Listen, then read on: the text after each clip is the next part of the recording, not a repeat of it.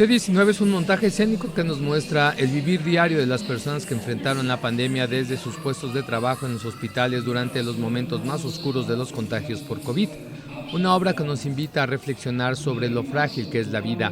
Conversamos con Emanuel Fragoso, director de C19. De hecho, justo la obra sí parte como eje central el C19, el COVID, pero digamos que lo que estamos intentando abordar es la fragilidad humana. Usamos a las prendas como símbolo de los cuerpos ausentes y el hecho del vestuario que haga referencia al uniforme de doctor o enfermero es justo porque cuando yo trabajé en el seguro veía una pérdida de la identidad. No sabías quién estaba atrás de esos gogles, quién estaba atrás de ese cubreboca, de ese gorro, de toda esa indumentaria. Y nada más era como una complicidad, no sabía si era el doctor, si era el enfermero, si era el de limpieza, si era el recolector de basura, el cocinero, el de nutrición, la trabajadora social, pero había una complicidad, había una hermandad que justo la tragedia provocó esa unión, ¿no? Esa complicidad, porque también hablábamos de una escasez de recursos, ¿no? Hablábamos de que era la primera vez que se enfrentaba a una situación de esta magnitud. Entonces había mucho como por descubrir, mucho como que aprender, mucho que aterrizar. Y entonces también toda esta escasez de materiales, de indumentaria, de medicina, pues se veía afectada e incluso también en los trabajadores, no solamente a nivel paciente, ¿no? Sino también en cómo cuidabas a tus empleados, ¿no? Entonces la intención es hablar un poco desde ese lugar, ¿no? Si presentamos a estos 4 personajes en escena con estas características de vestuario, es porque al final estamos intentando decir que cualquier persona podría haber estado ahí, ¿no? Yo en esta situación que me enfrenté a tener que renunciar a todo aquí e irme para allá, alejarme de mi familia, de mi vida, de mi universo y entrar a un lugar totalmente desconocido y sobre todo pues muy fuerte, ¿no? Era una situación a la cual yo me enfrenté por primera vez y dije, ¿qué estoy haciendo aquí? ¿Qué estoy haciendo aquí cuando ni siquiera el mismo sector de salud pública sabía cómo operar y funcionar y pues menos yo que no tenía idea de nada, porque además entré a la categoría de higiene y limpieza, ¿no? Entonces justo el valor recae un poco en ese sentido, ¿no? No solamente los doctores fueron los que estuvieron en ese primer frente, ¿no? Eran todos, yo veía que eran cocineros, roperos, administradores, trabajadores social, intendentes de almacén, o sea, en verdad eran todos, porque si una pieza fallaba, todo lo demás fallaba, ¿no?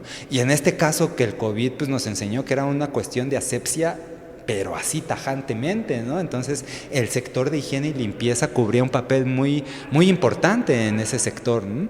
Entonces pues justo la obra recae en eso, recae un poco hacia la fragilidad humana, hacia cómo nos vimos envueltos en esa situación y cómo querer sobresalir y entender de eso para aprender a habitar ahora nuestra vida desde otro lugar, ¿no? Aprender cómo esto que atravesamos y que sucedió nos lleva a una segunda oportunidad, ¿no? Y la pieza va enfocada a eso, como a ese rayo de luz, a esa nueva oportunidad, a poder valorar y decir, claro, ¿no? Hubo mucha gente que murió, pero los que quedamos y los que sobrevivimos, para mí tenemos como una labor bien importante, ¿no? Y justo es lo que les comentaba a los chicos, ¿no?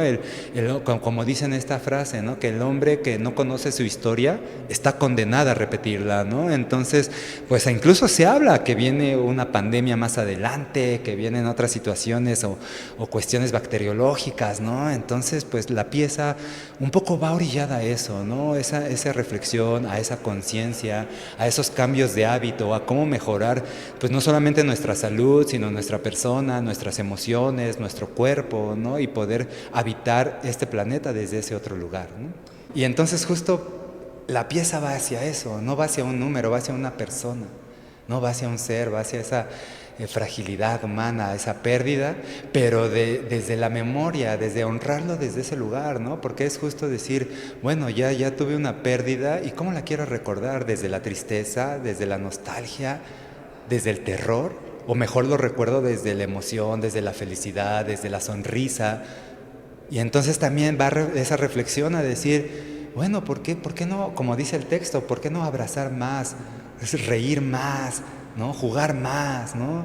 ¿por qué limitarnos, no? O sea, esto fue una cuestión apocalíptica y ahora creo que lo que nos toca es aprender de eso para cómo nos detonamos en lo sucesivo, ¿no?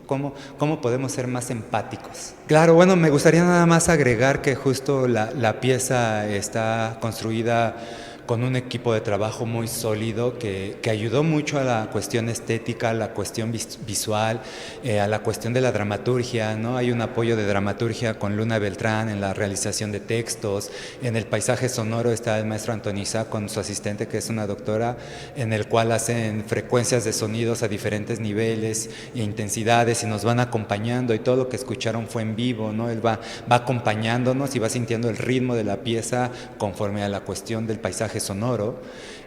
Patricia Gutiérrez, que es la diseñadora de iluminación y de escenografía, y justo la propuesta de la escenografía era acercarnos a un realismo mágico, ¿no? Era transportar ese lugar, porque es muy parecido, o sea, el lugar en donde allá en Querétaro el HGR1 se separa la ropa, es un lugar como eso, son paredes de mosaico blanco con rejillas, en donde se llega toda la ropa sucia y ahí se empieza a separar, a contar y a hacer bultos, ¿no? Como lo vimos.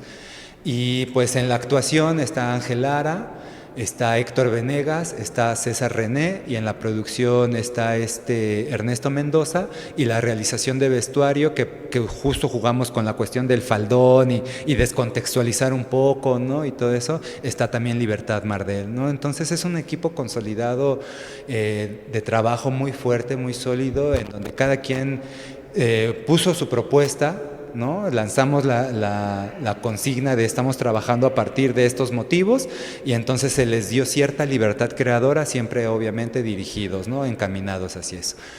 Y bueno, vamos a estar aquí en el CENART, en el Foro de las Artes, hasta el 30 de junio, fin de mes, funciones jueves y viernes a las 8 de la noche, sábados a las 7, domingos a las 6 de la tarde.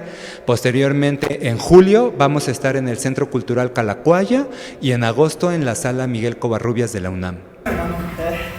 Y mientras las máquinas zumban y las conversaciones se desvanecen, nos aferramos a la fe de que esta pesadilla llegará a su fin.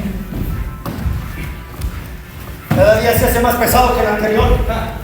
Más vale un paso lento que